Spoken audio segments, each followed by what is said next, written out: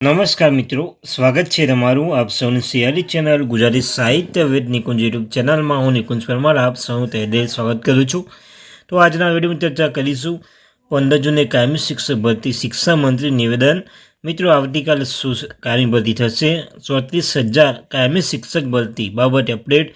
શિક્ષણ મંત્રીનું મહત્વનું નિવેદન. ટેટ પાસ ઉમેદવારો અવશ્ય રીતે આ વિડીયો જોઈ લેજો. તો ચાલો મિત્રો, વધારે સમય ન બગાડતા આજના વિડીયો શરૂઆત કરું છું. તે પહેલાં જે વોટ્સઅપ ગ્રુપ ટેલિગ્રુપ બંને બનાવે છે લિંક ડિસ્ક્રિપ્શનમાં મૂકું છું. મિત્રો અવશ્ય જોઈન થઈ જજો. તમને ચેનલ પર શિક્ષણ જગતની હરેક માહિતી પ્રોવાઈડ કરવામાં આવશે. જ્ઞાન સહાયક, વિદ્યા સહાયક, કાયમી ભરતી, અન્યથા કોઈ પણ સ્કૂલમાં ભરતી આવે તમે જાણ કરવામાં આવશે. તો અવશ્ય ચેનલ સબસ્ક્રાઈબ કરવાનું ભૂલશો નહીં.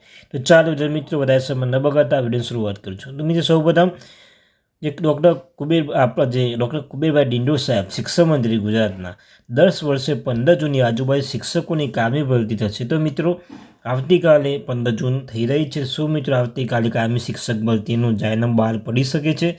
જ્ઞાન સહાયકો ભરતી પર કુબેર ડિંડોર સાહેબે કહ્યું જ્ઞાન સહાયક હંગામી ગાંધીનગર. મિત્રો તો 34,000 જેટલી કાયમી શિક્ષક ભરતી શું આવતીકાલે એટલે 15 જૂને એક શિક્ષણ મંત્રી રજૂઆત કરી હતી શું આવી શકે છે? સાથે મિત્રો રાષ્ટ્રીય શિક્ષણ નીતિ 2020 અને mission school of the excellence લક્ષ્ય મુજબ શિક્ષણના હેતુ અંતર્ગત પ્રાથમિક ઉચ્ચતર માધ્યમિક શાળામાં શિક્ષકોની ખાલી જગ્યા નિયમિત ભરતી પદ્ધતિને ભરવામાં ન આવે ત્યાં સુધી વિદ્યાર્થીઓ શૈક્ષણિક કાર્ય વિક્ષેપ ઊભો ન થાય ત્યાં સુધી જ્ઞાન સહાયકો શિક્ષણ કરાતા એક નિમણૂક કરવાનો નિર્ણય કરાયો છે. જ્ઞાન સહાયક યોજના mission school of excellence project છે.